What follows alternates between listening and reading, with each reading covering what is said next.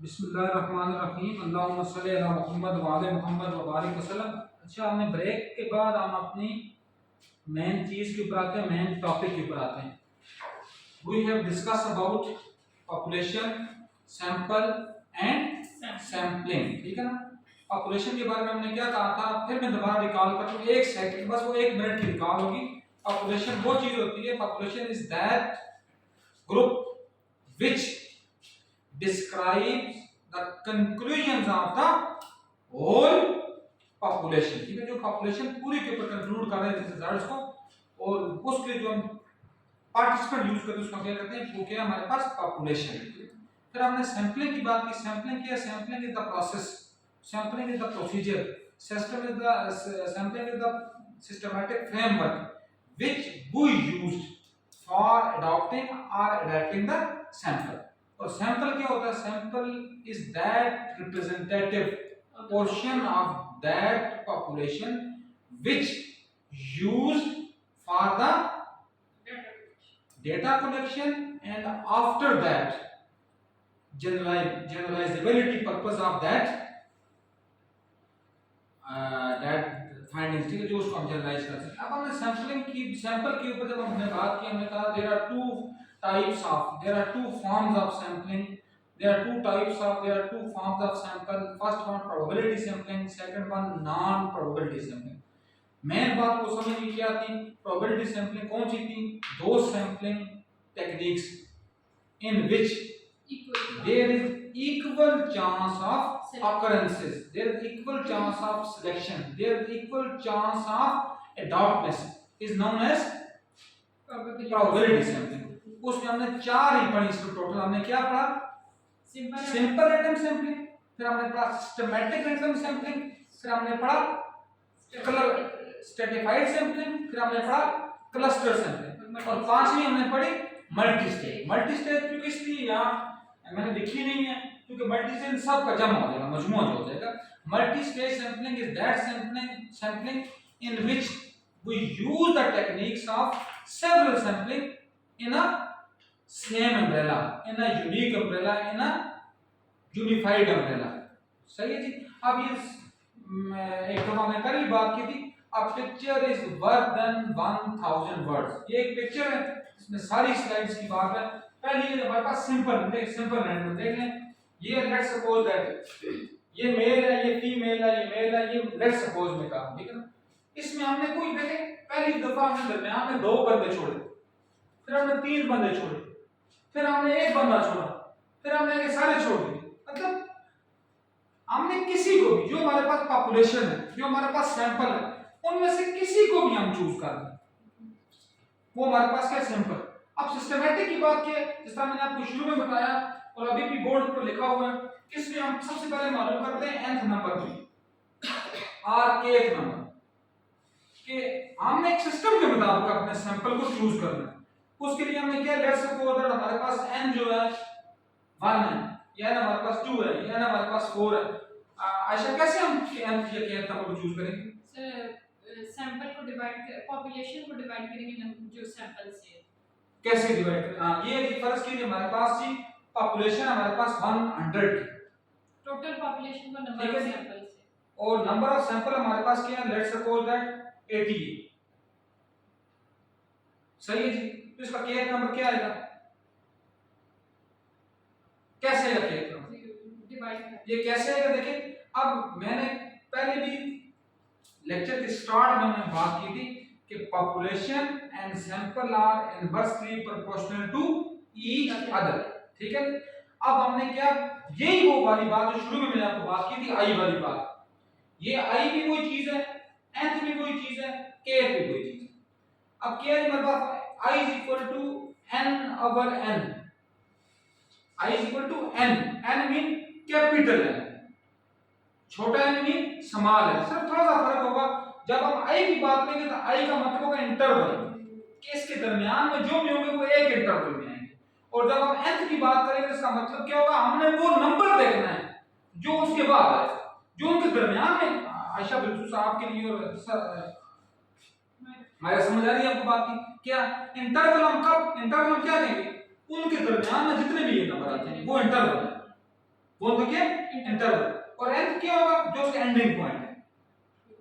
ठीक है जी, एंडिंग। अब फर्ज किया हमने यहां से मालूम कर लेते हैं, ठीक है, क्योंकि राउंड अबाउट जो 80 होता है नंबर ऑफ, अगर हम हमारे पास पॉपुलेशन 100 की है तो जो हमें LRG कहता है कि उसमें से हमने पॉपुलेशन कितनी रखनी 80। अब हम यहां से मालूम कर लेते हैं बेटा, कैसे मालूम करते हैं, ताकि इसके साथ साथ हमारी वो बात भी कंप्लीट हो जाए, ताकि जो लोग पढ़ने के लिए या इस चीज को सीखने के लिए हैं उनको कम से कम इसका आइडिया मिल जाए कि how we find kth number, how we find nth number, and how we find interval i। अब यहां में आप सबके सामने इसको हटा कर मैं यहाँ बोर्ड सामने कर रहा हूं ताकि आप सबको ये चीज नजर आ जाए, ठीक है। अब हम ये बात देखते हैं जी, I is equal to n over n, ठीक है जी, whereas I is equal to interval size of interval, interval size या size of interval, ये वही वाली चीज है बेटा, कोई नई चीज नहीं है, वही चीज जो हम 10th में इंफॉर्मेशन हैंडलिंग के चैप्टर में पढ़ते हैं। क्या चीज पढ़ते हैं? टेली बार्स, ठीक है जी। अभी हम टेली बार्स भी मैं बनाता हूं, अभी बनाएंगे ताकि आप सब आज कुछ सीख कर जाएं, ठीक है। अब टेली बार हम कैसे बनाएंगे, इंटरवल कैसे होगा, हमारे पास जो ग्रुप डेटा होगा वो कौन सा होगा, हम ग्रुप डेटा हम अनग्रुप डेटा हमारे पास कौन सा होगा, और अनग्रुप डेटा से हम ग्रुप डेटा कैसे बनाएंगे, ठीक है। जब हम बनाएंगे, जब अनग्रुप डेटा से ग्रुप डेटा बनेगा तो तब हमारे पास इंटरवल बनेगी, समझ रही बात। अब ये हमारे पास, अब आई क्या है हमारे पास, size of interval, n capital N number of population, और small n number of sample. अब मैंने LRG की बात की, अकॉर्डिंग टू LRG ये इसके मतलब लगा लेते हैं LRG के, क्योंकि ज्यादा रिसर्च का मकसद ये होता है कि उसके मतलब का उसका फायदा ये होता है कि हम कहते हैं कि हमने उसके चीज को हमने अडॉप्ट किया, ठीक है। आपने ना क्रेडिबिलिटी, ठीक है। आप देखें, आप देखते भी होते हैं हर एक रिसर्च आप जरा उठाएं अपना थीसिस, लिखा होता है सैंपल गे 2010 गे LRG, क्योंकि उसका जो लेटेस्ट एडिशन आया था जो 2010 में आया था, तो वो हम उसको और भी बोलते हैं बेस्ट, GW बेस्ट है, उसमें भी सैंपल साइज दिए हुए, उसको भी लिख सकते हैं आप। ये आगे उसका ये हो जाता है और ये आगे पीछे उसका नाम कहते हैं कि उस बंदे ने किया हुआ है, किस वक्त किया हुआ है, इस। अब ये सिर्फ हमारे पास क्या होता है, रेफरेंस। लेकिन जब उसको रेफरेंस के पीछे कोड करते हैं तो हम सारा कुछ बताते हैं कि रेफरेंस में कहां से हमने उठाया है, किस जर्नल से उठाया है, किस बुक से उठाया है, उस बुक का नाम क्या है, और इसीलिए हम बुक नेम को और जर्नल को इटैलिक में रखते हैं, इसीलिए ताकि हमें वो चीज शो ऑफ हो जाए, जल्दी शो ऑफ हो जाए कि हमने कहां से उठाया है। और ये दो डिफरेंस मैंने शुरू में आपको कहा था, what is difference between bibliography and references.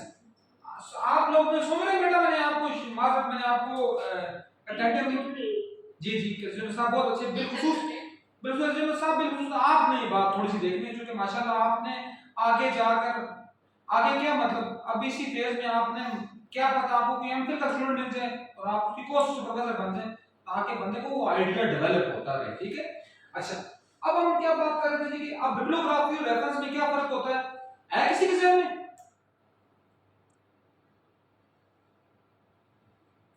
Misbah और अजीजुल निसा,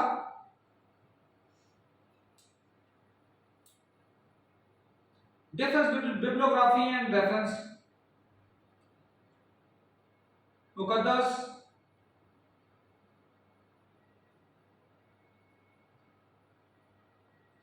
इफ्सा, फीफा, फाइजा,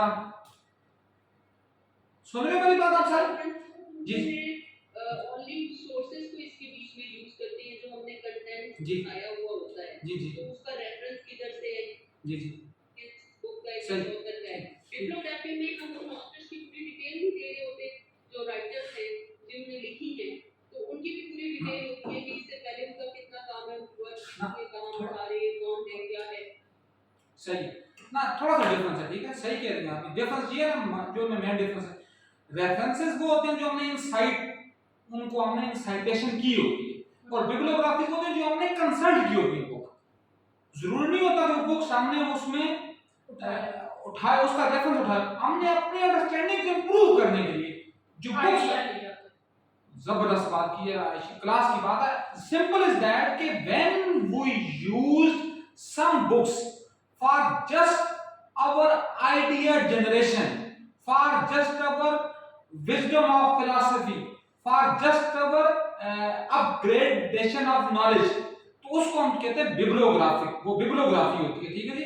जरूरी होता है उसको हम एट द एंड लिखें, लेकिन रेफरेंसेस वो होते हैं जहां से हमने आइडिया लिए है, या हमने क्या कहते हैं उसको, अपना हमने फिलॉसफी ली है, हमने फिलॉसफी की विजडम ली है, लेकिन साथ उसको हमने कोड भी किया है। जो कोटेशन होगी, जो हमने कोड किया लिखा हुआ है, दिस इज रेफरेंसेस, ठीक है ना। और ये सिंपल सी बात, और जो चीज हम यहां लिखते हैं रेफरेंस में, वो हमने एट द एंड आर लिखनी होती है। और जो अच्छे आपके एवेल्युएटर होते हैं थीसिस के, अच्छे एवेल्युएटर, वो सब कुछ चेक करते हैं।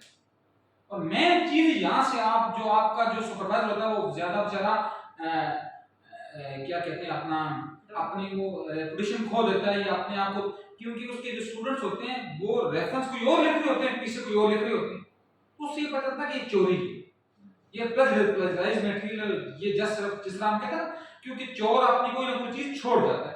इसलिए रिसर्च का मेन असूल ये है, जहां से उठाएं वो चीज लाजमी कोड कर, क्योंकि हमने से मतलब लगा दिए गे के बते, अब ये जाने और सैंपल साइज है। अब यहाँ इसको बात को मेरा ख्याल है थोड़ा सा क्लियर आपको वो हो गया, रेफरेंसेस और बिब्लियोग्राफी क्या है, मजीद भी इंशाल्लाह हम बात करना क्लियर करना चाहेंगे। अब हम इस टॉपिक के ऊपर आते हैं, मेन टॉपिक जो हमारा जिसमें हमें इंटरवल का साइज और kth नंबर और nth नंबर और नंबर ऑफ सैंपल हमने मालूम करना। अब ये देखिए बेटा क्या हो गया कि हमारे पास, अब ये लेट्स सपोज हम करते हैं कि हमारे पास जो नंबर ऑफ पॉपुलेशन थी वो हमारे पास क्या थी जी। मैं पहले आपके लिए आसान करता हूं। हम देखते हैं कि हमारे पास हमने एक्सपेरिमेंटल रिसर्च की, कंट्रोल ग्रुप और एक्सपेरिमेंटल ग्रुप बनाकर नंबर ऑफ, ताकि आप आसानी से पता है नंबर ऑफ सैंपल हमारे पास कितना था, सॉरी नंबर ऑफ पॉपुलेशन हमारे पास कितनी थी 30, तो नंबर ऑफ सैंपल भी पूरा 30, क्योंकि जो आपको पता है जो एक्सपेरिमेंटल ग्रुप होता है वो सारा सैंपल होता है, तो एन भी हमारे पास क्या आ गया 30। अब ये आपको समझ आएगी kth नंबर कैसे मालूम हो जाएगा, आसान सी बात हो जाएगी। अब यहां हम करते हैं kth number equal to n number n 30। देखें अब सिंपल, आपको पता है कि kth नंबर का मतलब क्या, हर इंडिविजुअल kth नंबर हो, हर बंदा आपने रखना है, आपने किसी kth नंबर की बात नहीं करनी। मतलब 1 का मतलब क्या है कि 1 2 3 4 हर बंदा जो होगा ना वो उसका रिप्रेजेंटेटिव भी होगा आपकी पॉपुलेशन का और आपके सैंपल इन सैंपल। अब आगे जाते हैं थोड़ा सा और मजीद समझाने के लिए। लेट्स सपोज हमने जी टेस्ट यूज करना है, तो हम हमारे पास पॉपुलेशन आ गई जी 100 की। अब जनाबे वाला एलआर गेट साहब के बकौल थोड़ा नीचे में भी हो सकता है, लेकिन उसकी वो राउंड अबाउट 80 होता है उसका सैंपल। अब हम यहां से kth नंबर मालूम करते हैं। देखें वही बात तो वही होगी, kth नंबर 100 आउट ऑफ 80, वही वाली बात जो हमने शुरू में मैथ का पहला असूल ये, अगर मैथ में आप सिंपलीफाई नहीं करेंगे आपका आंसर कभी ठीक नहीं आएगा।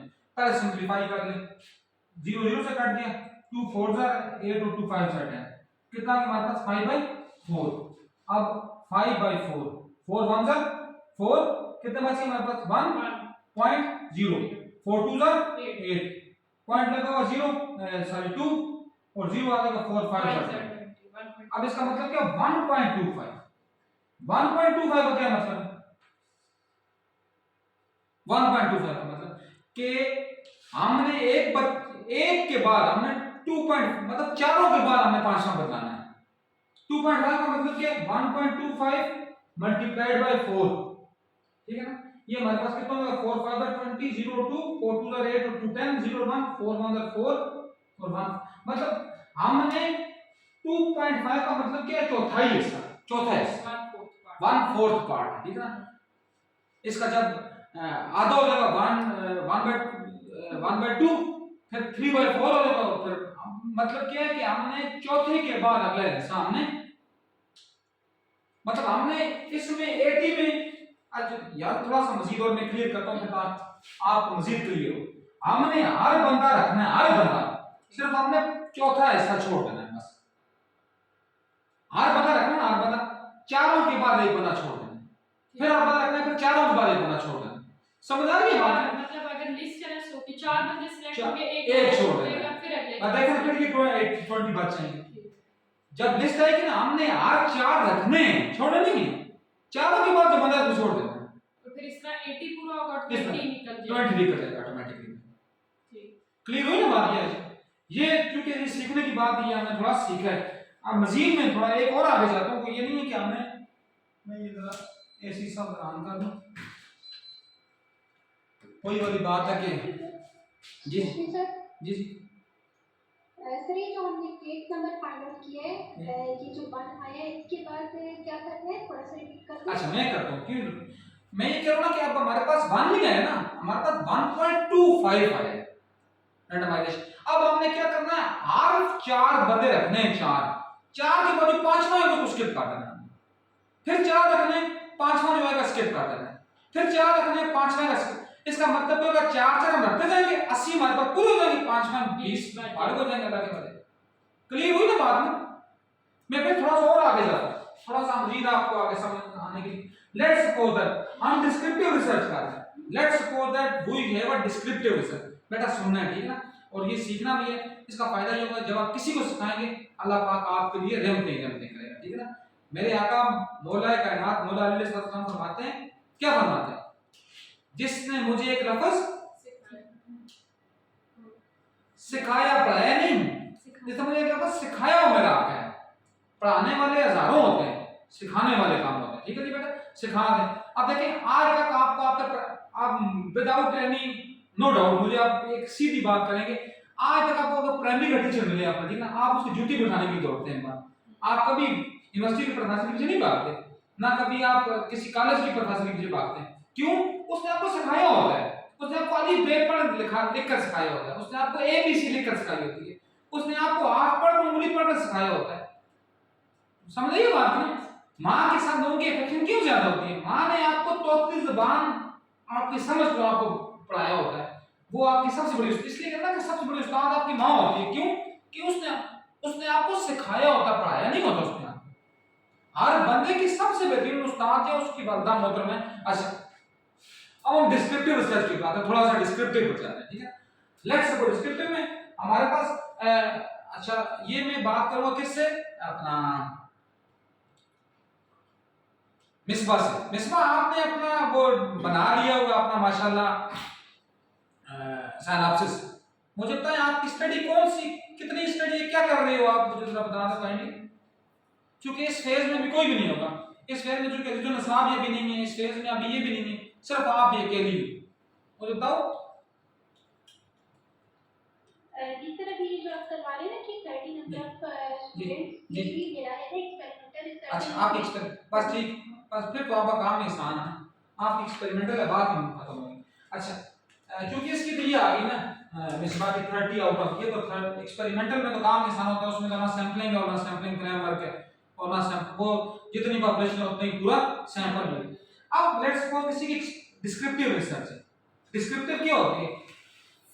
The effect of writing skills in English at elementary level, at the teacher of elementary level. ये क्या है आपका, ये आपकी डिस्क्रिप्टिव रिसर्च नाम की कि आपने इफेक्ट मालूम करना है किसका, राइटिंग स्किल्स का, इंग्लिश राइटिंग स्किल्स का, किसके ऊपर, on academic achievement of students at elementary level, ठीक है। तो आपने फिर क्या देखना है, फिर आप डिलिमिट करेंगे, आपकी स्टडी की नेचर देखी जाएगी कि स्टडी है कितनी, बीएस की है, एमफिल की है, पीएचडी की। जब बीएस की तो सिटी रावलपिंडी में भी हो जाएगी, जब सिटी रावलपिंडी के ऊपर होगी तो आपने क्या करना है, 2 3 4 स्कूल आपने चूज करना है, सिलेक्ट करना है सैंपल। फिर आपने सबसे पहले देखना है कि उन स्कूलों में बच्चों की तादाद कितनी है, कम से कम तादाद 4 स्कूल सिलेक्ट करें, 5 तो बनी जाएगी ना, क्योंकि आपने पूरे स्कूल को नहीं सिलेक्ट करना होता, आपने किसी एक ग्रेड को सिलेक्ट करना होता है। फर्ज की 8th ग्रेड होगा ना, एलिमेंट्री में भी किसी ग्रेड को करना है। एलिमेंट्री में हमारे पास कौन सी क्लासें आती हैं, 6ठी 7वीं और 8वीं। 6ठी में से करेंगे 7वीं 8वीं। लेट्स सपोज दैट स्कूल में 100 बच्चे हैं, 2 सेक्शन में, दूसरे में भी 100, तीसरे में भी 100, चौथे में भी 100, पांचवें में भी 100, 500 आता है, ठीक है। अब अगर गेट साहब फरमाते हैं जी कि इसमें जो राउंड अबाउट नहीं कह रहा हूं, कंफर्म नहीं कह रहा, राउंड अबाउट कह रहा हूं 400 है, ताकि आपको समझ आ जाए बात। सैंपल साइज 400 है, ठीक है ना। सही है जी। अब हमने यहाँ भी किया थोड़ा मालूम करना, तो क्या होगा जी, n नंबर n क्या 500 डिवाइड 400, ये दो खत्म हो गए, 1.25 वही वन। अच्छा ये वन में इसको छोड़ 1.2, क्या 100 का आ रहा है। हाँ कुछ और करते हैं नहीं, लेट्स सपोज हम ये लेट्स सपोज कर लें 350 कर लेते हैं, आगे आपको समझ आया ना, बार बार 1.25 समझ के आएगा। अब क्या आएगा जी, एक नंबर 500 आपको 350, 0 0 से क्या 5 7 जा 35, 5 10 जा 50, 10 by 7 10 7 7 1 जा 7, कितने बच गए 3.0, 7 3 जा 7 4 जा 28, ठीक है 28 2, फिर क्या होगा 0 7 2 जा 14 6, बस बचती जाएगा 1.42। इसको अगर राउंड ऑफ, अब हमने राउंड ऑफ भी करना है क्योंकि अगर एग्जैक्ट, अब राउंड ऑफ क्यों होता है, अगर हमने कहां तक, अब ये अच्छा बेटा ये भी याद रखें क्योंकि हम मैथ की क्लास में तो नहीं है लेकिन हमने रिसर्च पढ़नी है। अब हमें राउंड ऑफ करना है, राउंड ऑफ अगर हमें फर्स्ट डिजिट तक राउंड ऑफ करना है, फर्स्ट डिजिट तक यहां तक राउंड ऑफ, हमने देखना है फर्स्ट डिजिट के बाद अगला डिजिट है वो 0.5 से बड़ा या 0.5 से छोटा है। अगर 0.5 से बड़ा होगा इसमें वन इंक्रीज करना है, अगर 0.5 से छोटा होगा तो फिर जितना जैसा है वैसे ही। अब ये 2 है, 2 का मतलब ये 0.2 है, ये 0.5 से छोटा है, तो राउंड ऑफ ये 1.4 है, क्या रहेगा 1.4। अब ये 1.4, अब ये देखना 1.4 क्या है हमारे पास, अब 1.4 का मतलब 1.5 का राउंड अबाउट है। अब आपने क्या देखना है कि हर जगह पर दो बचे रखने और तीसरे को स्किप करते जाना, दो रखने तीसरे को स्किप कर जाना। ये मैं आपको 1.5 रेस पर से करूं, 1.4 में ये हो जाएगा कि आपने बाजू में दो रखने स्किप करना है, फिर तीन रखने फिर स्किप करना है, फिर दो रखने फिर स्किप करना है, फिर तीन रखने फिर स्किप करना है। और ये आप देख लेंगे जी कि ये फिर आपके पास 350 रह जाएंगे और 150 बीच में से अल्लाह के वाले निकल जाएंगे। समझ आई बात नहीं इसमें सर यहाँ से ये 1.4 में तीन बचे किस तरह रखे, हां 1.4 बचे, लेकिन 1.25 कितना है, चौथा हिस्सा है, चौथा। अब 1.4 कितना है, तकरीबन तीसरा हिस्सा, तकरीबन तीसरा हिस्सा है ना, देखिए 1.33 है ना, सब 33 ना, इसलिए दो बचे रख के तीसरा छोड़ना, दो रख के छोड़ना, दो रख के छोड़ना। समझ रही बात या नहीं आई? 1.4 पूरा तीसरा हिस्सा नहीं बनता, पूरा तीसरा नहीं बनना ना, क्यों? पूरा तीसरा नहीं बनना, 1/4 कितने हो गए 8, फिर आगे तो 2 बच जाएगा 100 तक जाएगा। हमने राउंड ऑफ की बात करनी है, तो हमने उसका केस नंबर की वो बात तो नहीं है कि हमने एग्जैक्ट वही है ना, अब एग्जैक्ट अगर नहीं आ रहा तो फिर हमने राउंड ऑफ में से लेकर उसको चले जाना। क्लियर हुई बात कि नहीं है? क्लियर इस ठीक है ना, समझ लो। अब इस तरह 1.5 अगर आता तो हम क्या करते, दो रखते तीसरे को छोड़ देते, दो रखते तीसरे को छोड़ देते, क्यों कि 0.5 प्लस 0.5 इक्वल टू 1 हो जाता है। समझ आ गई बात? क्लियर हुई बात? एज अ होल पार्ट देख, एज होल पार्ट है, सही। ये हमारे पास क्या आ गया, हमारे पास kth नंबर, kth नंबर ये हम क्या कहते हैं, nth नंबर भी कहते हैं। हां साइज ऑफ इंटरवल, अरे साइज ऑफ इंटरवल नहीं, वो थोड़ा सा फर्क है। साइज ऑफ इंटरवल क्या होगा, अब देखते हैं। अच्छा अब हम डेटा को जनरेट कर लेते हैं, ठीक है। डेटा को जनरेट करते हैं, ये अपना ये हमारे पास n आ गई। आप 10 तक कोई नंबर पसंद कर लें, 3 6, आप 3, आप 5, आप 4। इजुल सा आप कोई नंबर चूज करें, इजुल सा कोई नंबर चूज करें 10 तक में से, मिसबा आप चूज करें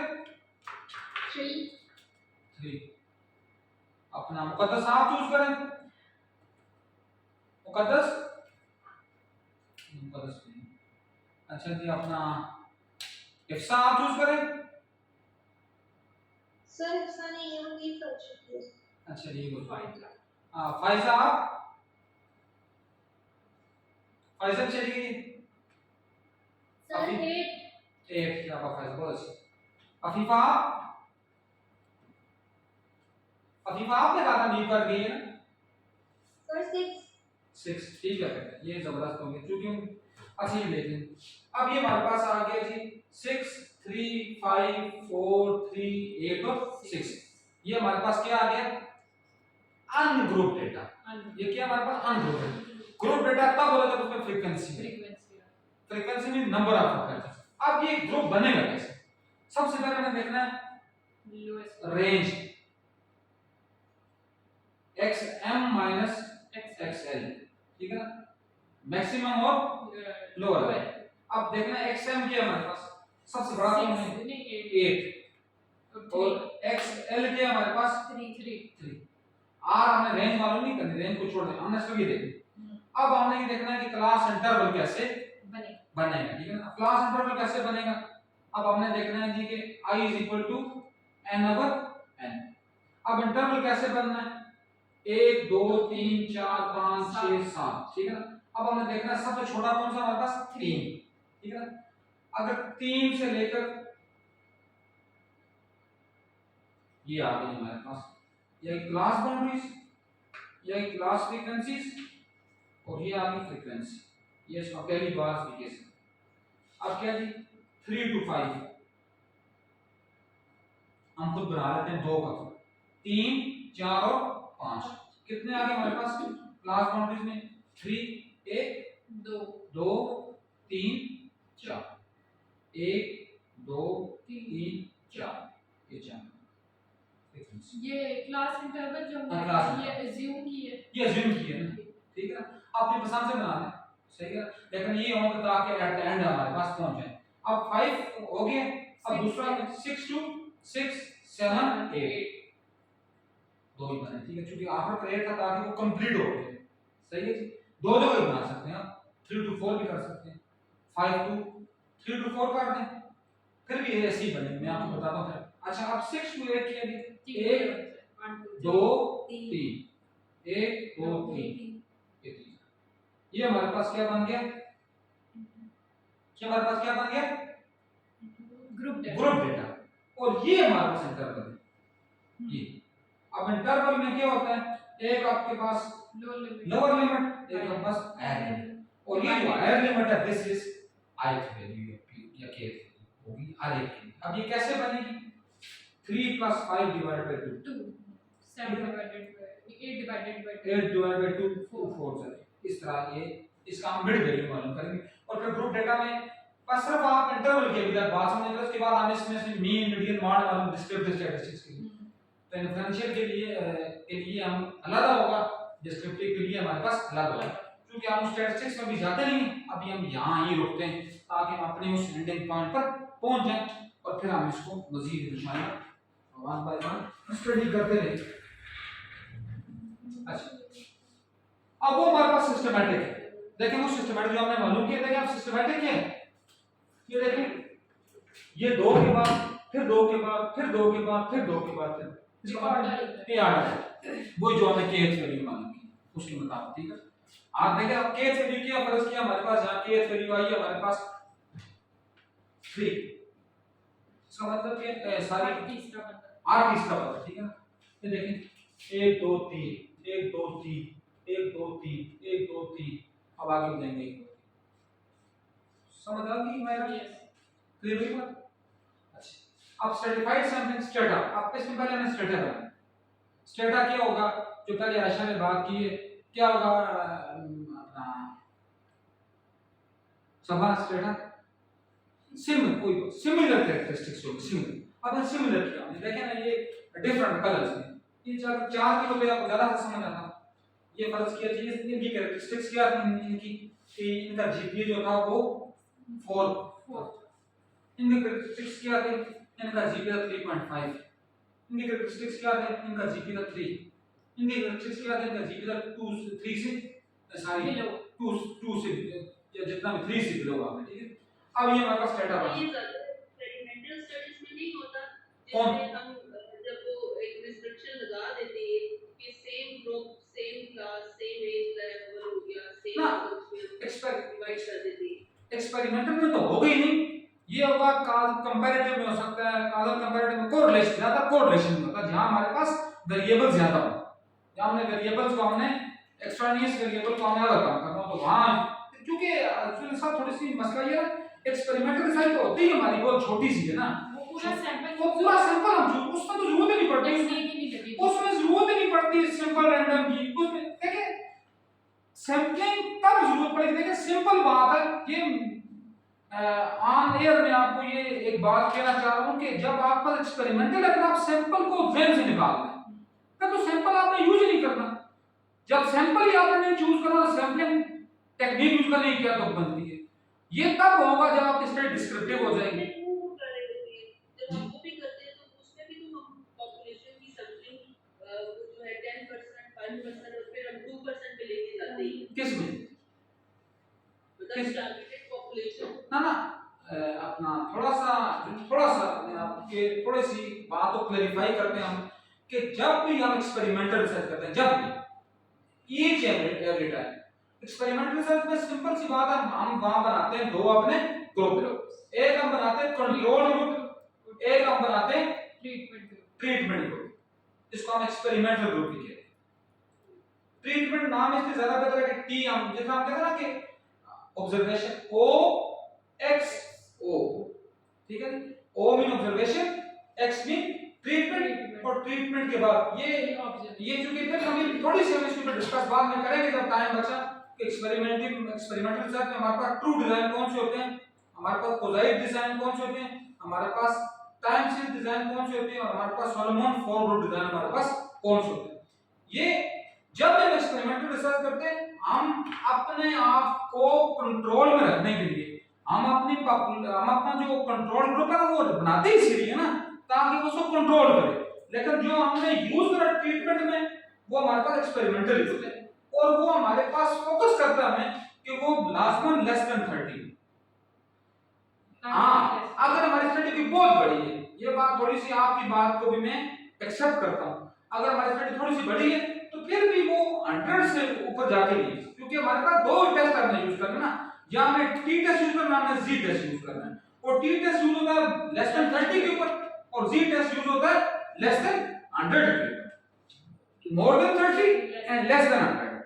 तो वो इतनी लंबी होती है 100 पे जब रखेंगे तो एज अ होल वो पूरा हमारे पास सैंपल ही होगा, क्योंकि हमारे पास जो सैंपलिंग में बड़े मतलब वो हो जाते थे शुरू में, आपको भी याद होगा आपके टाइम में भी, क्योंकि हमारा टाइम मेरी सेम से नहीं हो, जिसके बीच में कहते थे कि अगर आपने मतलब पीएचडी लेवल पे स्टडी करनी है तो आपको अपना सैंपल साइज बहुत बड़ा रखना होगा, मतलब जिसमें बहुत ज्यादा पॉपुलेशन ना लगे। आप सारी चीजें जब देख रहे हैं तो वो तो छोटे लेवल पे भी हो सकता है, सैंपल लेके उसमें भी काम हो सकता है। अच्छा मैं आपको अभी ओपन एक बात करूं, हमारे टीचर थे डॉक्टर लियास खान साहब, ठीक है ना, वो आजकल डीन है फैकल्टी ऑफ एजुकेशन के हज़ारा यूनिवर्सिटी में, ठीक है ना, यहाँ हमारे पास दो दफा आए भी थे, तो उन्होंने जो ये लिस्टर्स उन्होंने पीएचडी की है यूके से, तो उनका जो था सैंपल जो था ना आपकी बात से उनकी पॉपुलेशन, उन्होंने क्वालिटेटिव रिसर्च की, और क्वालिटेटिव रिसर्च में उनके पास उनका जो उनका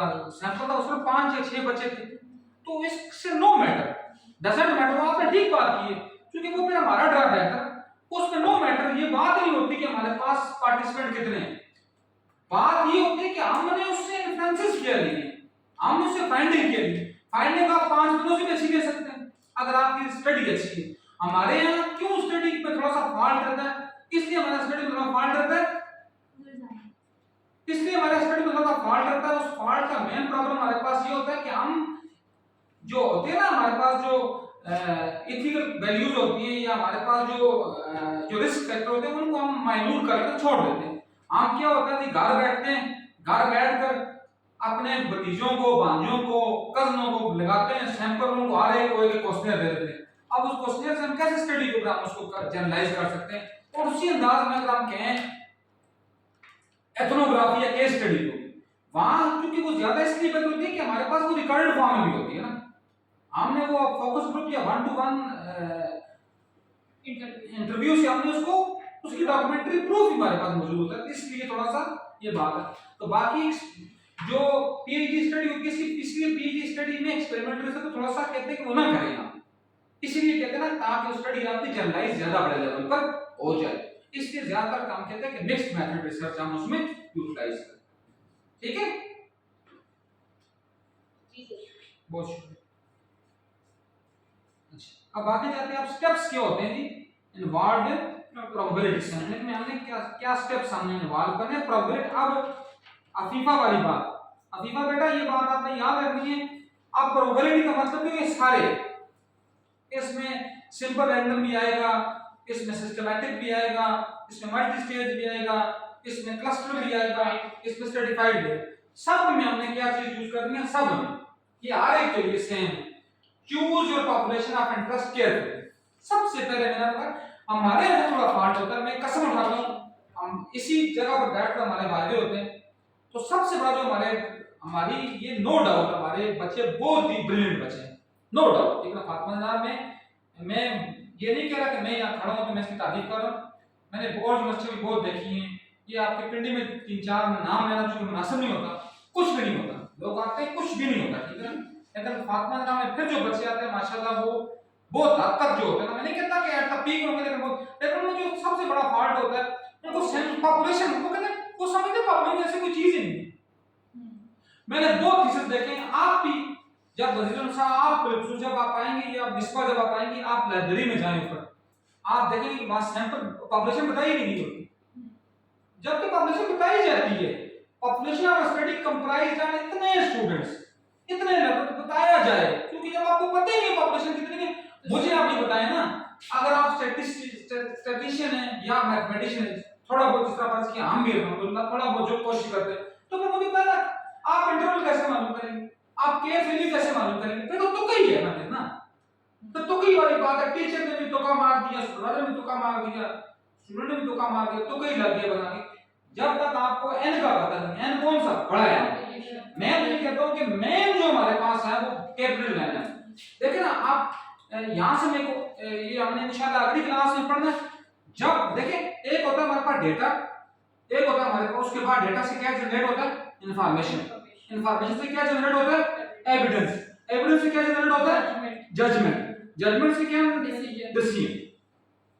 कितना लंबा फेज है, जजमेंट भी अगर आपकी जाया होगी नो मैटर, डिसीजन आपका जाएगा नो मैटर, डेटा जाया होना चाहिए, इंफॉर्मेशन जाया नो मैटर, क्योंकि वो बेसिक यूनिट वो बेसिक से बाकी जनरेट होते हैं। बिल्कुल इसी तरह मेन चीज पॉपुलेशन को हमें पता ही नहीं होता, वहीं से सैंपल निकला है, वहीं से सैंपलिंग का फ्रेमवर्क आपने निकाला है, वहीं से हमने प्रोबेबिलिटी नॉन प्रोबेबिलिटी की बात की। तो फिर मुझे ये बताएं, मैं किसी आपके से नहीं कह रहा, मैं चूंकि ये एक वीडियो में भी लेक्चर रिकॉर्ड हो रहा था, मैं उसके लिए मैं ये बात करना चाह रहा हूँ कि फिर मुझे बताएं कि जब आपको पॉपुलेशन भी नहीं पता होता, अगर मेरे टीचर थे डॉक्टर मंजूर शाह साहब, अल्लाह पाक उनको जिंदा अल्लाह उनको मजीद लंबी उम्र दे, तो उन्होंने बहुत ज्यादा उन्होंने मुझे कहा था कि यासर ये आपको लाजमन लिखना है कि population of study comprised of इतने स्टूडेंट्स, इतने टीचर्स, इतने, वो हम लिखते ही नहीं तो हमारे पास मेन चीज ही मौजूद नहीं है, तो हम आगे कैसे जाएं, यहां तक रखते हैं ये बात। दूसरा डिटरमाइन अ सूटेबल सैंपल, अब अगली बात, अब आप सैंपल, अब आप ये देखें यहां आपके ऊपर होगा बात कि आपने सैंपलिंग फ्रेमवर्क कौन सा यूज किया, क्या आपने आपके लिए फ्रेमवर्क था वो सिस्टमैटिक, आपने सिंपल कर दिया, how you defend your topic. मैं बच्चों को बहुत बच्चे मुझे पूछते हैं सर रिसर्च में, सर हमारे वाइवे में क्वेश्चन कौन से आएंगे, वाइवे में कोई क्वेश्चन नहीं होते, वाइवे में आपने डिफेंड करना था अपने टॉपिक को, सिर्फ अपने ऑब्जेक्टिव्स को, अपने सैंपलिंग फ्रेमवर्क और अपनी फाइंडिंग्स, बस दैट्स इट, आगे कुछ भी नहीं होता, कोई भी चेक नहीं करता क्या है या क्या नहीं। ये आपकी मेन चीजें, ये अगर आपकी हो गई तो आपकी रिसर्च इफेक्टिव है, जब ये आपकी नहीं हुई तो आपकी रिसर्च इफेक्टिव नहीं। तीसरी बात क्या, select your sample and start your survey. अब वही बात है, जब सैंपलिंग भी होगी तो फिर आप सैंपल चूज, तो आसान सी बात, सैंपल चूज कर लें और वर्किंग शुरू कर दें, क्योंकि सैंपलिंग भी मेन चीज, सबसे जो बड़ा रिसर्च जो मेन जो जिसको कहते हैं ना कि मेन बैरियर तो मैं नहीं कह सकता, मेन चैलेंज जो वो है सैंपलिंग, ठीक है ना। सैंपलिंग अगर आप होगी, सैंपल तो आपका चूज हो ही गया ना, नो मैटर, ठीक है जी। इसलिए ये बातें सब में होंगी। अफीफा बिरफू साहब ने जो क्वेश्चन रेज किया, और क्वेश्चन रेज करने वाला बंदा हमेशा कामयाब होता है। मैंने आपको पहले कहा था कि क्वेश्चन जो है आपका प्योरीफाइड नॉलेज है, तो जो आंसर है वो जनाब गूगल रहमतुल्लाह ताला अलैह, मैं उससे बड़े लेवल पर बात करता, लेकिन ये ना हो कि मेरे को भी फतवा लग जाए, गूगल साहब के पास हर जवाब मौजूद है। आप गूगल के ऊपर अभी लिखें, मेरा मोबाइल वहां लगा हुआ है, फजे के पाए, वो आपको हजारों फजे के पाए की दुकानें बता देगा।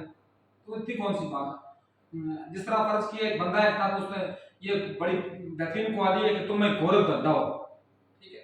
तो मौलवियों ने पहले ही उसके ऊपर फतवा लगाया जी, जिस बंदे ने लिखी थी फराग गौर पूरी की ये क्वाली है उन्होंने लिखी थी, तो फतवा लगा दी कि ये तुम्हें गौरव धंधा हो, तुम कहते हैं ये काला कारोबार कर रहे हो। लेकिन जब लोगों ने, क्योंकि आज वो दौर तो नहीं है कि मौलवियों की बात होगी उसके ऊपर हम ईमान ले आएंगे, जब लोगों ने चेक किया तो गौरव धंधा का मतलब होता है ज़बान बयां से मावरा चीज, जिसको हमारे ज़हन समझ ही ना सके, वो है गौरव धंधा। और जिसका मतलब है काला कारोबार, वो 9 के 10 मतलब था। लेकिन हम अपने मतलब का मतलब उसको उठाते हैं और उसी के ऊपर हम डिफरेंसेस पैदा करते हैं और लोगों को फतवे देते हैं। और फतवे देकर अब आपको ये बात भी सुनकर हैरत होगी कि लामा इकबाल पर भी 8 साल फतवा लगा रहा है कि तुम काफिर हो। तो बेचारे का जवाब शिकवा लिखा था, उसको कहा थी कि तुम मुसलमान हो गए, तो इसलिए फतवे लगाना कोई बड़ी, फतवे लगते ही उसके ऊपर है बेटा, ये मेरी बात ध्यान रखना। मेरे साथ खुद ये चीजें फेस होती हैं, आपको चैलेंज होते ही उसको फेस है जिसके पास कुछ होता है, उसके पास कुछ नहीं, उसको क्या चैलेंज फेस होंगे, उसको तो मजे ही मजे। जब आप यहाँ से बाहर निकले फातिमा के गैर तक पहुंचे, यहाँ कोई फल का दरख्त नहीं, फल का दरख्त है कोई नहीं है ना, तो आपने पत्थर नहीं मारे किसी को, ना फल का दरख्त होता है ना, ठीक है ना, हर बंदा पत्थर मारता, लड़कियां भी भागती ऊपर से उठा, मतलब बेशक उनको घर में वो अमीर कबीर होती, लेकिन वो लाजमन वो सेब, वो आड़ू, वो अमरूद खाती। बल्कि अभी यहाँ एक दरख्त लगा हुआ अमरूद वाला, ठीक है ना, उसको मैं जब जाता हूँ उसके ऊपर कोई ना कोई लपक रहा होता है। तो प्रॉब्लम इज दैट कि जिसके पास कुछ होता है उसी को पत्थर लगते हैं, लेकिन इसलिए प्रॉब्लम ही ना किए करें, जो मारता है मारने दें, आगे निकलते जाएं बस। अच्छा जी, अब हम बात करते हैं जी यूजेस ऑफ प्रोबेबिलिटी सैंपलिंग। अब इनके यूजेस क्या हैं, ये मैंने 3 यूजेस लिखे हुए हैं, यदि आपके साथ शेयर करते हैं और फिर आगे निकलते हैं। लेकिन ये चलो कम से कम आज बेहतर हुआ कि आज हमने सैंपल साइज के बारे में देखा है, केस नंबर के बारे में देखा, चलो कम से कम एक चीज नई जो चीज हो, ताकि अगला बंदा भी उसको पढ़ने के लिए शौक क्रिएट हो, वरना बाकी ये चीजें तो गूगल वही वाली बात दोबारा, चैट जीपीटी रहमतुल्लाह ताला अलैह, उनके पास सब कुछ है, ठीक है ना, लेकिन जो चैट जीपीटी पर पहुंचते हैं उनका फिर बड़ा गलत होना क्यों वाजिब हो जाता है, लाजमी से ऊपर की बात है, ठीक है। अच्छा, यूजेस ऑफ प्रोबेबिलिटी सैंपलिंग के मैं चाय का कप उठा लिया, माजरत ये बहुत ज्यादा ठंडा हो चुका था, मैंने कहा चलो इसको यूज कर लूं। पहली बात है रिड्यूस सैंपल बायस। प्रोबेबिलिटी सैंपलिंग में क्या है, सैंपल बायसनेस से हम उसको खत्म नहीं करते, रिड्यूस लिखा हुआ रिड्यूस करते हैं। यहाँ मैंने क्लेम भी नहीं किया, ना किसी ने क्लेम किया कि हम उसको खत्म कर रहे हैं, ठीक है ना, रिड्यूस करते होते हैं, कोशिश करते हैं कि हमारा बायसनेस जो कम हो जाए। Using the probability sampling method, the bias in the sampling derived from a population is negligible to non-existent. नहीं देखिए लिखा हुआ non-existent, कोशिश करते हैं कि हम वो non-existent तक पहुंच जाए, पहुंच गया तो हमारी रिसर्च कमाल की होगी, ना पहुंचा तो चलो फिर भी रिसर्च हो ही जाती है, क्या मतलब नहीं। दूसरा क्या डाइवर्स। अब डाइवर्स के फैली हुई पॉपुलेशन है, डाइवर्स पॉपुलेशन के हम क्या करते हैं कि when the population is vast and diverse, जब वो फैली हुई, it is essential to have adequate representation so that the data is not skewed towards one demographic. किसी देखें कोई वाली बात बहुत, अब देखें बहुत लोग हैं बिलखुसूस में भी बहुत ज्यादा मुखालिफ हैं कोटा सिस्टम का, बहुत ज्यादा। इस सिस्टम को तबाह करने के 3 बड़े मार्ग हैं, इस इस्लामी जमहूरिया पाकिस्तान का बेड़ा गर्क करने के 3 मार्ग हैं, एक कोटा सिस्टम, एक एडॉक सिस्टम और तीसरा कोटा एडॉक और तीसरा फेवरेटिज्म जो है बायसनेस, ठीक है, ये 3। लेकिन फिर भी हम कह रहे हैं ना, लेकिन इन्होंने बनाया, अब कोटा का भी फायदा तो थोड़ा सा तो है ना मौजूद ना, क्योंकि ये किस लिए बना, जब लोगों ने देखा ना कि शहरी इलाकों के लोग बहुत ज्यादा आगे चले गए, तो जो बेचारा बैकवर्ड इलाके का बंदा उसका भी हक तो है ना, इसलिए कोटा। लेकिन ये कोटा कब तक होना चाहिए, जब तक वो बराबर ना हो, जब वो बराबर हो, हाँ जब बराबर हो गया तो कोटा खत्म कर दो, कोटा रखें जरूर, लेकिन तब तक रखें जब तक वो चीज इन डिफरेंसेस माइन्यूट, जब वो माइन्यूट हो गए तो बस खत्म करना कोटा को। ये बड़ा फायदा कोटा होता है कि डाइवर्स पॉपुलेशन में आपको ये होता है कि किसी एक डेमोग्राफिक से लोग नहीं आते। फर्ज किया अगर यही होता, अब देखें क्यों हुआ ये बटो, अब मैं यहाँ सियासी बात हो जाएगी तो चलो उसकी रूह को अल्लाह खुश रखे या ना रखे, वो अपने तक उसके अमाल तक तो जब उसने कोटा बनाया, अब पंजाब की सबने खूबी की है, मैं मतलब आने बात करूं कि पंजाब में कोई कोटा नहीं। पंजाब में जो बच्चा पाकिस्तान का सबसे जो है सो कह सकते हैं ना कि हाईली एजुकेटेड सिटी वो लाहौर है, ठीक है। लाहौर के बच्चे को भी वही सहूलत है जो राजनपुर के बच्चे को मिलती है, जबकि राजनपुर पाकिस्तान का सबसे डिप्यूट डिस्ट्रिक्ट है, सबसे ज्यादा डिप्यूट, लेकिन कोटा कोई नहीं है। जो आप लाहौर वाले का वो राजनपुर वाले का क्या, लेकिन सिंध में क्यों डिफरेंसेस हुए? आज तक सिंध में मामला कंट्रोल नहीं होते कि सिंध में भट्टो ने 2 कोटे इमर्ज किए, कौन से, रूरल और अर्बन का। अब उन्होंने क्या कि जब ये आए अपना जब ये हिमाचल आए तो चूंकि हिमाचल बहुत लायक थे, बहुत एफिशिएंट थे, जब सारी पोस्टों पे उनका कब्जा हो गया तो फिर उन्होंने कहा जी कि अब हमारे सिंधी का क्या हाल होगा, तो फिर ये हुआ, तो अब तो खुदारा खत्म कर दिया उसको, ठीक है ना। तो ये कोटे का नुकसान होता है कि कोटे का नुकसान क्यों होता है, बाद में वो जो पॉपुलेशन है वो डिवाइड हो गई 2 हिस्सों में, इस तरह हमारे यहाँ 2 हिस्सों में डिवाइड हुई। पंजाब क्यों थोड़ा सा ज्यादा फ्लोरिश कर रहा है कि पंजाब में कोटा नहीं, अब ये छोटा सा एजे है, नाम का एजे है, 10 डिस्ट्रिक्ट बने हुए, 10 कोटे हैं वहाँ, ठीक है ना। वो क्या डिमांड होगा वहाँ, कैसे देखिए, जब तक आप अच्छा बने जाएंगे, right person for right position, merit के ऊपर, तो वो कैसे फ्लोरिश कर सकता है। अब मुझे बताएं, मेरा क्या कसूर है फर्ज किया कि मैं अगर सिंध अर्बन का हूँ, ठीक है ना, तो मेरे नंबर बहुत ज्यादा है, लेकिन रूरल मेरे पास कोटा नहीं है, रूरल का बंदा लग गया, तो मुझे बताएं मैं क्या बनूंगा फिर? मेरे पास लाजमन ये होगा कि मैंने फिर डाकू बनना है, मैंने फिर चोर बनना है, मैंने सिस्टम का बागी बनना है। सिस्टम के बागी लोग बनते ही तब है जब ये चलो ये बात ये होता फायदा उसके लिए, क्योंकि थोड़ा सा मैं आगे निकल जाऊंगा पटरी से, तो पटरी पर लाने के लिए थोड़ा बहुत इशारा कर दिया, ठीक है ना। तीसरा क्या है, क्रिएट एन एक्यूरेट सैंपल। अब वही बात है कि अब आपने एक्यूरेट सैंपल करना है जो हमारे यहाँ खामी है। अब ये अजीजुल नस्रान ने बड़ी काम की बात की थी कि हमारे यहाँ सबसे बड़ी खामी क्या है कि हम लोग पॉपुलेशन सैंपल के ऊपर हम देखते नहीं, जोर नहीं देते, हम जोर देते हैं अपने रिसर्च के ऊपर, हम जोर देते हैं अपने टूल डेवलपमेंट के ऊपर। मुझे पता है जब बेस नहीं ठीक नहीं होगी तो टूल कैसे डेवलप होगा? टूल डेवलप होना या उसको आगे प्रोपोगेट करना बात की बात है ना। जब आपका सैंपल, आप फर्ज किया मैंने बहुत बेहतरीन टूल बनाया है, उसको मैंने वैलिडेट भी करवाया है, उसका मैंने क्या कहते हैं अपना जी रिलायबिलिटी भी चेक की है, सब कुछ की है, वो बेहतरीन है, लेकिन मैंने बंदे ही गलत को दिए तो मुझे क्या उसका आउटपुट बनेगा? क्योंकि मेन चीज तो आपका सैंपल पॉपुलेशन है। जब आपका मेन फ्रेम ही आपका ठीक नहीं है, then how you pretend you get a fruitful result? Fruitful result तो आपके पास आएंगे नहीं। This is the problem. Probability और जो नॉन प्रोबेबिलिटी हम चूज करते हैं वो हमारे स्केल्स पे स्केल्स बिल्कुल। अब स्केल्स अब इसलिए वो हमारे स्केल्स के ऊपर करते हैं, ठीक है, क्योंकि जो हमारा देखिए स्केल मैंने कहा था हमारे पास 4 टाइप के स्केल होगा, ठीक है। एक हमारे पास क्या होगा, पहले नॉमिनल, फिर क्या होगा ऑर्डिनल, फिर क्या होगा इंटरवल, और फिर क्या होगा रेशियो। इसके ऊपर अभी डिस्कस करेंगे इनकी बेस पर। लेकिन हमारी सोशल साइंसेस में ज्यादातर मात्रा प्रोबेबिलिटी, नॉन प्रोबेबिलिटी ज्यादा यूज करते हैं, ठीक है। नॉन प्रोबेबिलिटी कौन सी कन्वेंट पर्पस ज्यादा, ठीक है। ये जो प्रोबेबिलिटी सैंपलिंग है ये ज्यादातर साइंस के सब्जेक्ट्स में, ज्यादातर स्टैटिस्टिक्स में हम यूज करते हैं, ज्यादातर हम यूज करते हैं अपना वो रिसर्च जो प्योर फर्ज किया बिहेवियर साइंसेस में यूज कर लेते हैं, फर्ज के साइकोलॉजी में यूज कर लेते हैं, ज्यादातर ये बात ये जो प्रोबेबिलिटी होती है पैरामीट्रिक स्केल्स के लिए, पैरामीट्रिक स्केल। लेकिन वो भी अभी हम क्योंकि मैंने एक आखिर में रखा हुआ है टाइप्स ऑफ स्टैटिस्टिक्स, उसमें हमारे पास 2 मेन टाइप है स्टैट की, ठीक है। एक हमारा ना वो तो डिस्क्रिप्टिव और वो डिफरेंशियल है, लेकिन पैरामीट्रिक और नॉन पैरामीट्रिक उनकी बेस पर हम चूज करते हैं कि हमने प्रोबेबिलिटी। लेकिन हमारे लिए ये ना बेटा, क्योंकि हमारा मकसद है, हम नॉन प्रोबेबिलिटी यूज करते हैं, नॉर्मली नहीं 99% हम नॉन प्रोबेबिलिटी यूज करते हैं, ठीक है ना। इसलिए हमारा मेन काज होगा नॉन प्रोबेबिलिटी के ऊपर होगा, प्रोबेबिलिटी की सिर्फ हम जस्ट ऑनली बात नहीं करेंगे। अच्छा, अब वो दूसरी वाली आ गई जिसके ऊपर हम बात करते हैं नॉन प्रोबेबिलिटी सैंपलिंग क्या होती है और उसकी टाइप क्या है हमारे पास। ये भी हमने थोड़ी बहुत पढ़ी हुई है, इसकी भी इतनी लंबी बात नहीं है, इसके ऊपर भी सिर्फ ये non probability sampling technique use non randomized methods to draw the sample.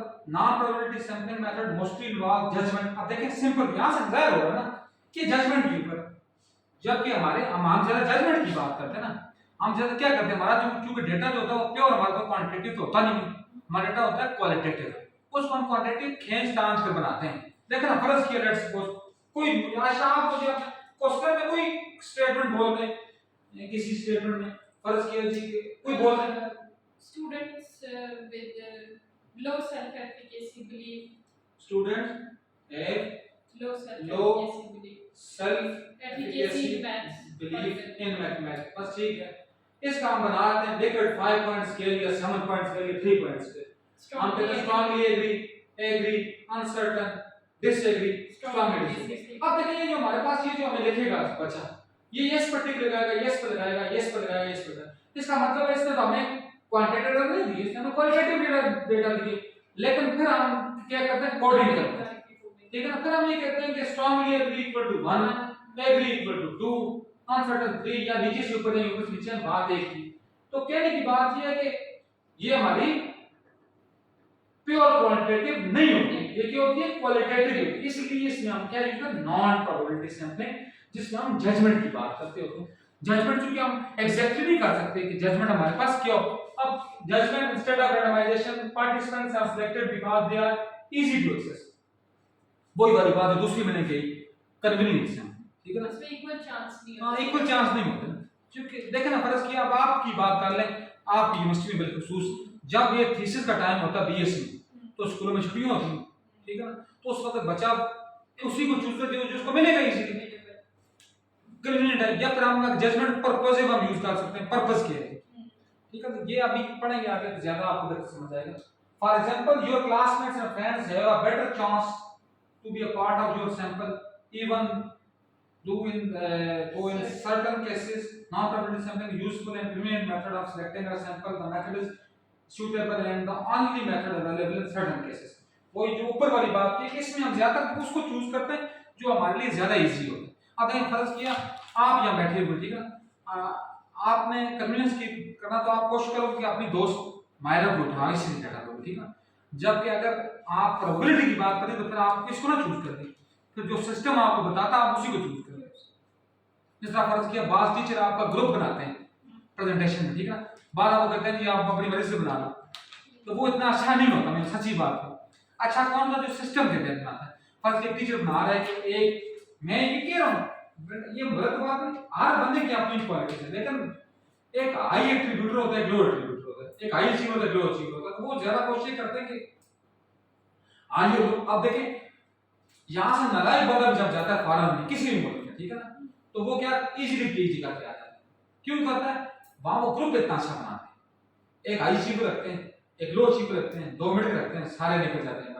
यहाँ क्या एक बंदा पीएचडी करे, दूसरे उसने बाद में कसम उठानी है कि अब किसी और नहीं करनी, क्योंकि मेरी जागीर बन गई है, अब और किसी की जागीर में बनाने से राट।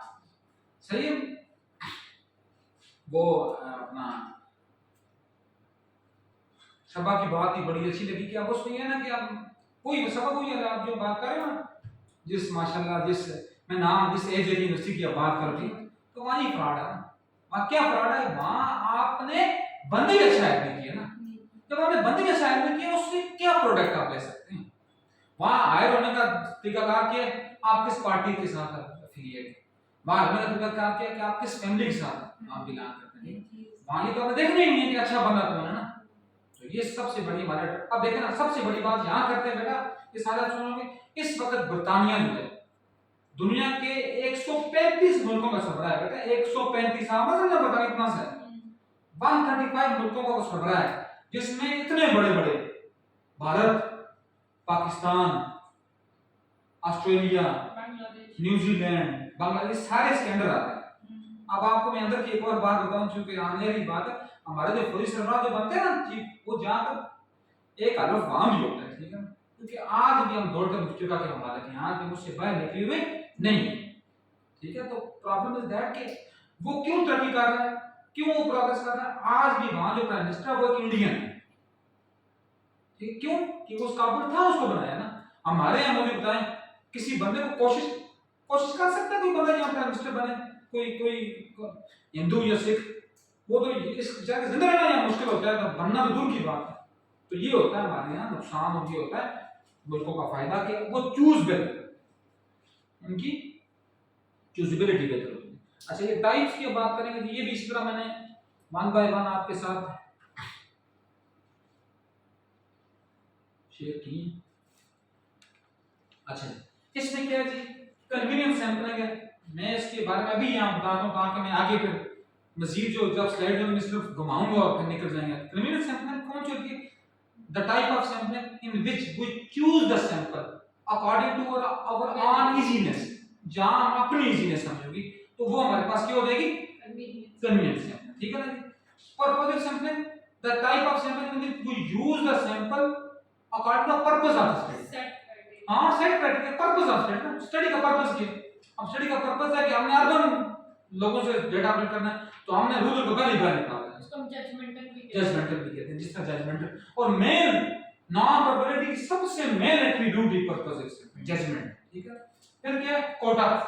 कोटा मैंने आप कोटे के बारे में बहुत बार बता चुका हूं। कोटा किस लिए यूज करते हैं कि हम ये देखते हैं ताकि किसी एक डेमोग्राफी से सारा चीज ना आ जाए, ताकि हम कोशिश करें रिप्रेजेंटेशन इक्वल ना भी हो, रिप्रेजेंटेशन तो हो जाए ना, इक्वल ना भी हो।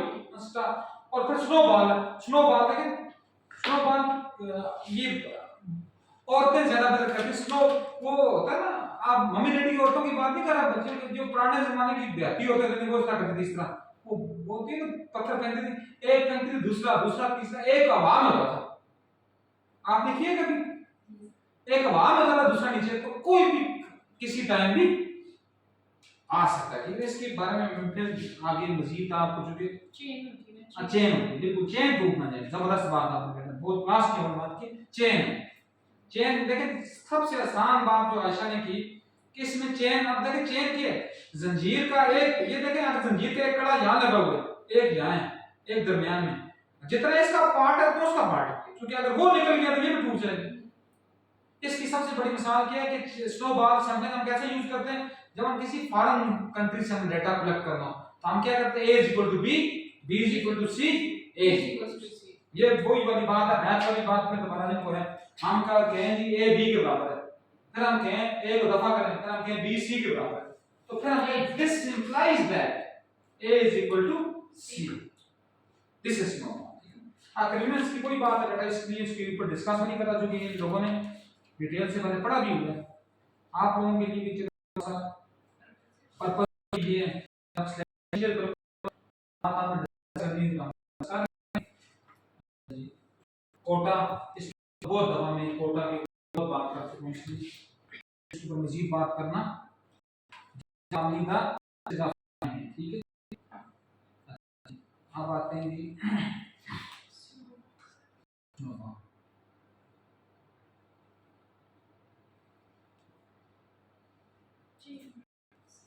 वो चेन वाली बात, ठीक है ना, जो जिसको इसको मैं थोड़ा पढ़ लेता हूं, जो भी मेरा ख्याल है कि सबको समझ नहीं आई होगी।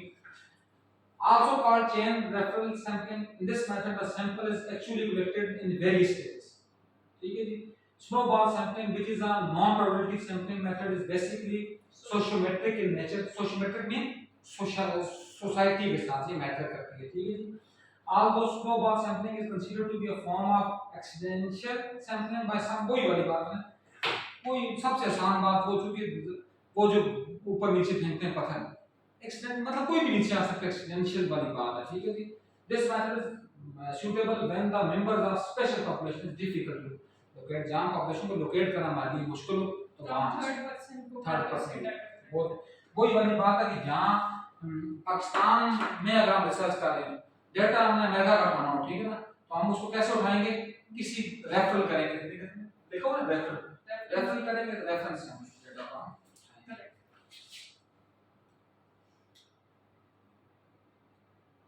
इसकी डेटा ये, ताकि आपकी सहूलत के लिए आप picture is work than 1000 words, दोबारा वाली बात, ये कन्वीनियंस, ठीक है, जो हमें कन्वीनियंस है। लेकिन ये उनके, देखिए आप ये देख लें, ये रिसर्चर है, ये जो है ना ग्रे वाला, ये रिसर्चर है, बाकी देख लेंगे शक्लों किसी की ग्रे नहीं है, ठीक है जी। औरतों को रंगों का ज्यादा पता है, ग्रे कहते हैं, ये ग्रे आ गए साहब, ये ब्लू आ गए, ये ग्रीन आ गए, तो देखिए आप जो इसके करीब थे वो तो जो भी थे, ये ग्रीन था, ग्रीन से ले लिया, ये ब्लू ग्रीन थे, मतलब ये दूर वाले अल्लाह के वाले ही हैं, ठीक है ना, ये कन्वीनियंट है। पर्पस है, जिसका पर्पस देखिए हम, ये रिसर्चर है, अब देखिए इसके करीब था लेकिन पर्पस नहीं था, इसने इसको नहीं उठाया, दूर से उठाया, ये देखिए कितने दूर से आप, क्योंकि पर्पस था, वो पर्पस जिस जिस एम के लिए हम डेटा कलेक्ट कर रहे हैं वो एम जिधर भी होगा हमने उसको वहां से चूज करना। सुनो बात, ये देख रहे रिसर्चर इस तरह आयशा ने बात की, आगे इसने ये आगे उसका के रेफरेंस आ रहा है। अब इसका काम कोई भी नहीं, इसने इसको बता दिया, आगे इसने काम किया इसका, इस तरह इसको बता दिया, आगे इसने काम किया, ठीक है। फिर कोटा की बात, ये रिसर्चर है। देखिए अब ये एक क्लस्टर था, ग्रुप, ये ग्रुप था। अब देखिए ये ग्रुप है, ये दूसरा ग्रुप है, इसने यहां से भी उठाया और यहां से उठाया, ये हमारे पास क्या है कोटा से। कोटा अब ये मुझसे आप लाजमन पूछ सकते हैं कि यहां से 2 क्यों उठाए, यहां से 1 क्यों उठाए। ये हमारे पास सिस्टमैटिक है। फर्ज किया हमने कोटा पर ही बना दिया, पंजाब का कोटा 50% है, मैं फर्ज कर रहा हूं सिंध का कोटा 25 है, तो हमने पंजाब से 2 ही उठाए, सिंध से हमने 1 ही उठाया। ये कोटे जिसका सबसे बड़ा नुकसान कोटे का ही है, बाद में रह जाएगा। अब जिस तरह मैंने बात की थी यूजेस ऑफ प्रोबेबिलिटी सैंपलिंग, इस तरह uses of non probability sampling भी हम देखते हैं ये कौन से होते हैं। इसमें क्या है कि बजट एंड टाइम कंस्ट्रेंट के लिए जब हम करते हैं एक्सप्लोरेटरी रिसर्च, एक्सप्लोर और क्रिएट हाइपोथेसिस, जब हम हाइपोथेसिस बनाते हैं, हाइपोथेसिस कैसे बनता है, तो ये मैं आपको आज बनाने का एक तरीका थोड़ा सा बता दूं, क्योंकि सबसे मुश्किल जो होता है जो हमें भी लगता था रिसर्च क्वेश्चन का बना इजीली बना देता है, तो हाइपोथेसिस बनाना मुश्किल काम होता है।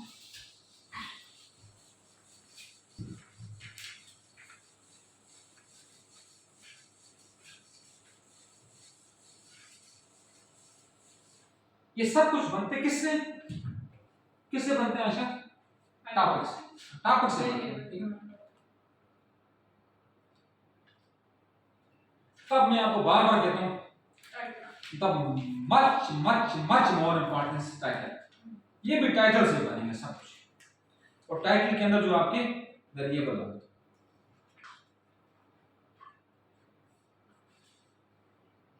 पानी से ठंडी होगी थी, फर्स्ट के लिए टाइटल है impact of ICTs on academic achievement of students at postgraduate level। ये टॉपिक है, इसमें सबसे पहले हमें ये देखना है कि हमारे पास वेरिएबल कौन से, इंडिपेंडेंट और डिपेंडेंट बात। पहले वेरिएबल देखो, दफा को इंडिपेंडेंट ये 2 वेरिएबल है, एक आईसीटी आ गया और एक एकेडमिक अचीवमेंट आ गया। अब हमें देखना है कि जो इंडिपेंडेंटली फ्लो कर रहा है वो इंडिपेंडेंट वेरिएबल होगा, जिसकी वजह से दूसरे के ऊपर असर आ रहा है नेगेटिव या बात, ये बात याद रखनी बेटा, रिसर्च में कभी ये फिक्र ना किया करे कि हमारी रिसर्च के पॉजिटिव इंपैक्ट है, नेगेटिव भी आ सकते हैं, तो जो इंपैक्ट आएंगे वो डिपेंडेंट होता है। अब आईसीटी चूंकि इंडिपेंडेंट है क्योंकि ये यूटिलाइज हो गई और ये डिपेंडेंट है, एकेडमिक चूंकि जितनी आईसीटी यूज करेंगे एकेडमिक जो उसी के मुताबिक कम होगी या ज्यादा होगी, ठीक है। अब हमने बनाना है क्या हाइपोथेसिस। अब हमने ये देखना है हाइपोथेसिस की बेसिकली हमारे पास 2 टाइप्स होती है, एक होता है नल हाइपोथेसिस, एक होता है अल्टरनेट हाइपोथेसिस, वो भी बहुत ज्यादा होती है लेकिन मेन भी होती है नल, ज्यादा हम बनाते हैं नल हाइपोथेसिस, ठीक है। हम क्या लिखते हैं, अब देखिए हम बनाते हैं there is no significant impact. अगर यहाँ इफेक्ट लिखा तो यहाँ इम्पैक्ट नहीं लिखते, यहाँ इफेक्ट लिखते, ये याद रखना, ठीक है। ये ना हो कि नकल जमा अकल बराबर मौका, ठीक है, नकल अकल के साथ होगी पर काम की। There no significant impact of ICT on academic achievement at जो, ठीक है। अब हमने ये देखना है, अब हमने ये प्रूव करना है वहां कि there is significant impact of ICT on academic achievement. फिर हम लिखेंगे therefore our null hypothesis rejected, reject करके हम अपनी स्टडी को एक्सेप्ट करेंगे। अगर ऑल्टरनेट हाइपोथेसिस होती है, अल्टरनेट हाइपोथेसिस तो फिर वो अल्टरनेट हाइपोथेसिस का हम फिर अल्टरनेट सॉल्यूशन देंगे, तो सॉल्यूशन क्या है हमारे पास, क्यों, मतलब इसको कैसे हमने इसको अचीव करना है, कैसे हमने इसको अचीव नहीं करना, उसका हमें सॉल्यूशन देना है। लेकिन इसलिए मैं कहना हमारा इसको बस प्रूव या डिसप्रूव, इसलिए मैं कहता हूं कि ज्यादातर हम बनाते ही नल हाइपोथेसिस, नल, ठीक है ना। इसको कहेंगे H0 H01, अगर बोर्ड में H02 H03 H04 आप उसको ज्यादा नॉर्मली होता है, फिर स्टडी के ऊपर 2 हाइपोथेसिस बनाते हैं, एक भी बनाए तो भी चल जाता है। लेकिन हमने ये नहीं कि अपनी मर्जी से हम ये रिजेक्टेड, हमने जो टूल यूज करना है वो टूल हमें बताएगा, अगर टी टेस्ट यूज करना है, टी टेस्ट में जो दो वैल्यू हमारे पास आती है, टेबुलेटेड वैल्यू और कैलकुलेटेड वैल्यू, वो हमें बताएगी अगर वो हमारे लेवल ऑफ, अब इसकी पूरी बात व्हाट इज लेवल ऑफ, अब इसके आगे आएगा। अब इसके आगे इस समझने के लिए आपको ये समझना पड़ेगा, मैं लिख लेता हूं क्योंकि मैंने टाइम कितना हो गया बेटा 49 हां, ये मैं आपको बता रहा हूं लेवल, आप देखा होगा 0.05 0.01 0.001, ये क्यों है सर ये एरर होता है जी, एरर होता है ना, मैं आप ये सब को मैं इसी की बेस पे, इसी के ऊपर हमें चेक करना होता है अपने हाइपोथेसिस को। अगर इसकी वैल्यू इससे लेस हो जाएगी तो हमारा हाइपोथेसिस रिजेक्ट हो जाएगा, और जब रिजेक्ट हो जाएगा then our study is approved, हमारा काम अप्रूव। रिजेक्ट ना भी हो कोई मसला नहीं है, एक्सेप्ट हो जाए, एक्सेप्ट हो गया तो क्या होगा, क़यामत नहीं आएगी, सिर्फ क्या होगा हमारा जो इंपैक्ट नेगेटिव होगा, बस वो कोई क़यामत वाली बात कोई नहीं। क्योंकि हम शुरू में शायद सोचते हैं कि शायद ये प्रूव ना हुआ तो शायद हमारी स्टडी अल्लाह के बाद हो जाए, स्टडी को कहीं भी नहीं होता कोई भी।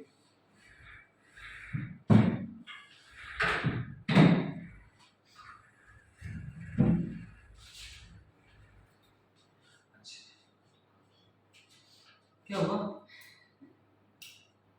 कोई ना कोई तो बोला है बेटा आप लोगों ने, हमें भी बता दें, हम गरीबों को उसकी नहीं। अच्छा अब हम ये डिस्कस करते हैं, ये आखिरी हमारी स्लाइड होगी आज की, ठीक है।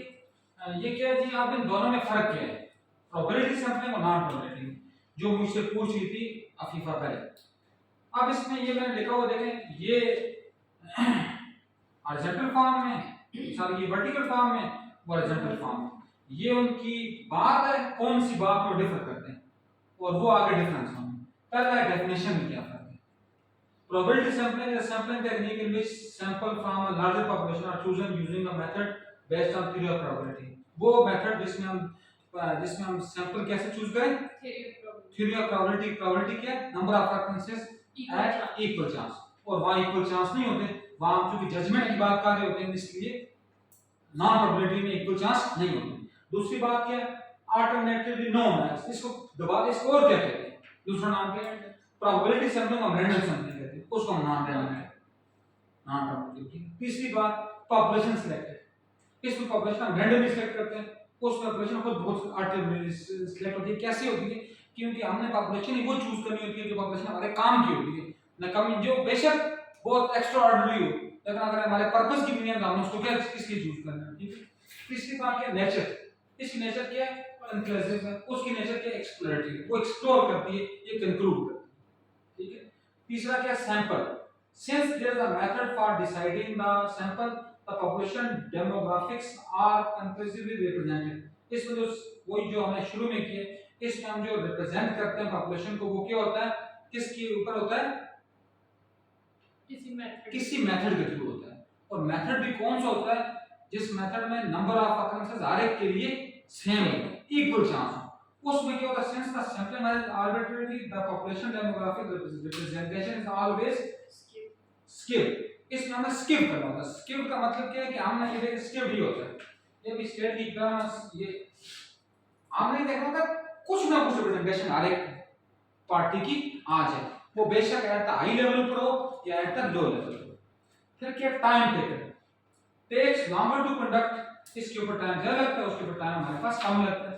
रिजल्ट्स होते हैं, इसके रिजल्ट कंक्लूसिव होते हैं और इसलिए वो ज्यादा इजीली हम उनको अनबाइस्ड करके लगाते हैं, वो तकरीबन कभी बाइस्ड हो सकते हैं। क्यों बाइस्ड हो सकते हैं, क्योंकि हमने पर्पसेबली चूज किए होते हैं, और हमने दूसरे नंबर पर सबसे जो बड़ा उसमें ड्रॉबैक है, वो ड्रॉबैक ये है कि हमने वो चूज किए होते हैं कन्वीनियंट के ऊपर। कन्वीनियंट में ये होता है कि हम बात पर उसमें हमारे ब्लड रिलेशन भी शामिल हो जाते हैं, हमारे दोस्त अहबाब भी शामिल हो जाते हैं, जब इसमें वो चीज मौजूद नहीं होती। फिर क्या हाइपोथेसिस, इसमें क्या है, there is an underlying hypothesis before the study begins and objective of the study is to prove the hypothesis। in non-probability sampling the hypothesis is derived after conducting सबसे मेन फर्क, इसमें हाइपोथेसिस पहले बनाते हैं, इसमें हाइपोथेसिस बाद में बनाते हैं। ये ज्यादा रिसर्च क्वेश्चन की होती है, ये जो है नॉन प्रोबेबिलिटी की बेस पे एक्सप्लोरेटरी स्टडी होती है, वो ज्यादा रिसर्च क्वेश्चन की होती है। But why, how, when, where, कहते हैं ना क्या होते हैं क्वेश्चन, 4 W और 1 H।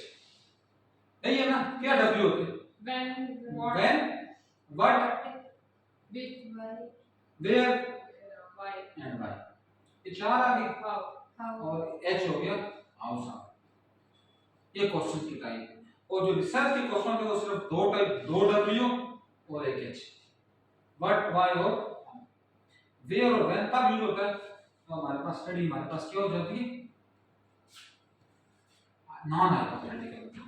अगर हम हाइपोथेसिस स्टडी के बाद डिराइव करें तो उस हाइपोथेसिस को प्रूव फायदा, बिल्कुल जबरदस्त बात की। एक्सप्लोरेटरी स्टडी है, क्लास का क्वेश्चन पूछा आपने और मुझे लगता था ये क्वेश्चन शायद आप पूछें, लेकिन ये भी तब मैं उसमें ये है कि ये सिर्फ फर्दर स्टडी, आपने तो कुछ नहीं करा। मैंने क्या कहा था आपको शुरू में, एक बात आपको की थी कि रिसर्च क्या होती है, covered, uncovered to covered, unexplored to explore, ठीक है। वहां हमने बात करनी है रिसर्च क्वेश्चन से और ड्राइव करना है हाइपोथेसिस और फर्दर रिसर्च के। यहाँ हमें रेगुलर चलना है हाइपोथेसिस को, तो आगे तो करने की कोई बात, वो हमें बताती है आगे मजीद डायरेक्शन देती है, ये हमें वहां डायरेक्शन आगे मजीद करने की कोई बात नहीं करती, ठीक है। यस अच्छा जी।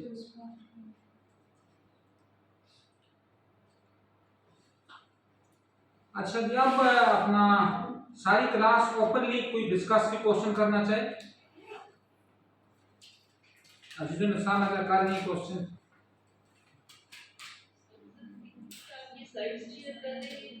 जी जी लाजमन लाजमन, बिल्कुल लाजमन, मैं ये स्लाइड ये भी जी जी और बाकी वाली भी मैं इंशाल्लाह, ठीक है। मैं ये तो काम है हमारा इंशाल्लाह, फर्द ये भी इंशाल्लाह शेयर हो जाएंगे। तो और कोई मुकद्दस आप दोबारा मेरा कहना है, सुनिए बात पूरी, आधी सुनिए। सर मुकद्दस माइक का इशू हो गया। अच्छा अच्छा, हाँ इसीलिए